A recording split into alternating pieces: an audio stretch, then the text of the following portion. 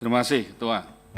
Ketua anggota yang saya hormati, Pak Slamet, dan teman-teman dari Serikat Pekerja Sritek. Pertama, tentu saya sama Pak, prihatin, karena sebetulnya perhatian apakah pejabat negara, politisi terhadap Sritek itu besar sekali, Pak. Itu bisa di-tracking di seluruh media lah. Ya, mulai dari masa kampanye terakhir Pak Wamen ke sana, bahkan semuanya manis, Pak, manis.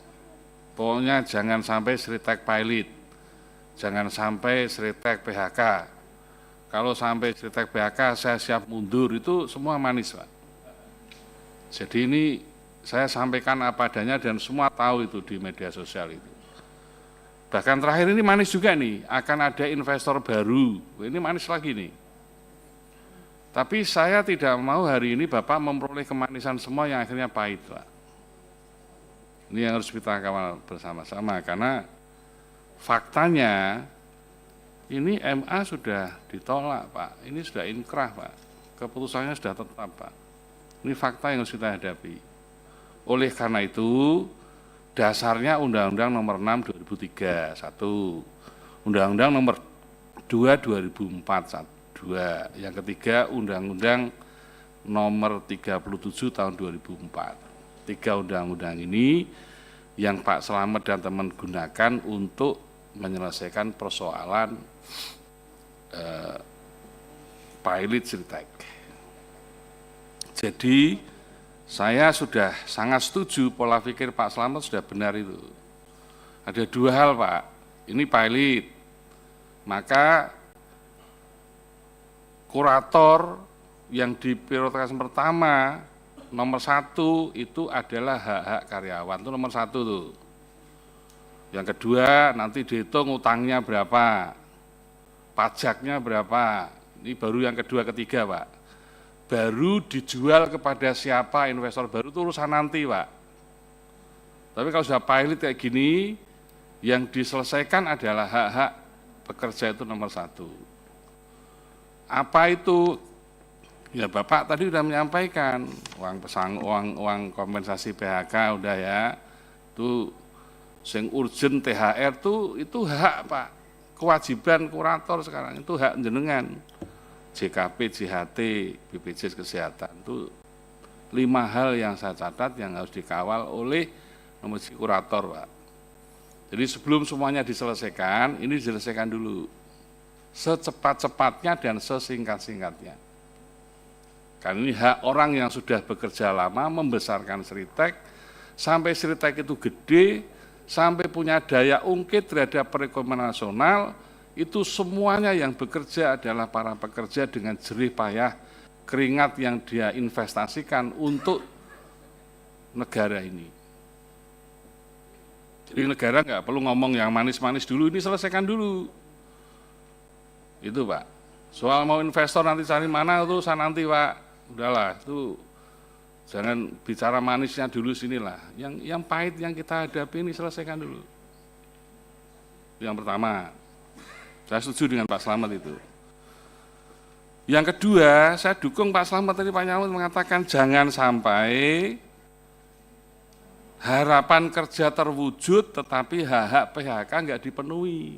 Jangan sampai, Pak. Kalau ini semua sudah dipenuhi, kalau ada investor baru, pasti kan akan rekrut karyawan baru kan, Pak. Kan enggak semua direkrut kan, pasti dipilih-pilih mana yang sesuai kebutuhan kan. Dan dia akan bekerja mulai dari nol lagi kan. Karena menghadapi juragan baru, perusahaan baru. Tapi yang lama jangan dihapus. Dan ini Komisi 9 harus ngawal betul ini. Ini ujian kita bersama ini soalnya, 10.000 orang lebih loh ini. Nah karena itu saya menyambut positif pemerintah yang ingin membantu mencarikan investor baru tuh good tuh. Syukur-syukur kalau usulan saya, kalau dianggap Sritek itu berdampak pada perekonomian nasional. Kan kemarin diundang juga Pak Erick Thohir, ada Menaker. Presiden mengundang Erick Thohir untuk apa? Kalau Menaker jelaslah urusan hak pekerja. Tapi kalau BUMN Menaker hubungannya apa dengan ini? Barangkali negara mau investasi, boleh. Mengapa tidak kalau memang Sritek itu dianggap punya daya angkat ekonomi lebih tinggi. Kan punya Danantara sekarang. Danantara kan digunakan untuk investasi.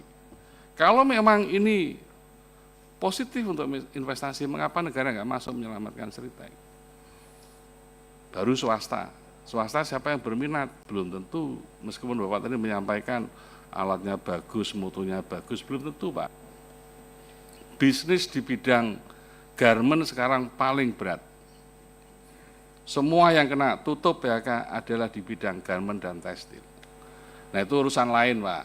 Tapi hak yang hari ini Bapak perjuangkan dan Komisi 9 perjuangkan adalah bagaimana hak-hak karyawan tadi dipenuhi secepat-cepatnya dan sesingkat-singkatnya.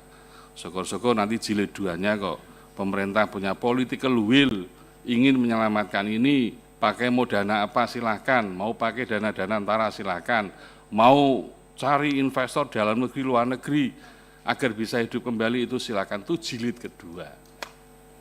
Nah saya berharap, saya setuju dengan Pak Obon itu, karena banyaknya kasus-kasus PHK, banyak perusahaan yang tutup, maka menurut saya Komisi 9 perlu mengundang khusus untuk ini ya mitra kita terkait lah, Kemenaker, BPJS Naker, BPJS Kesehatan, biar bisa ngawal kalau perlu memberikan layanan on-site di lapangan, biar lebih cepat. Kan kalau semua online, belum tentu orang Sukoharjo itu paham online, nanti Pak Slamet sendiri gaptek, malah repot itu.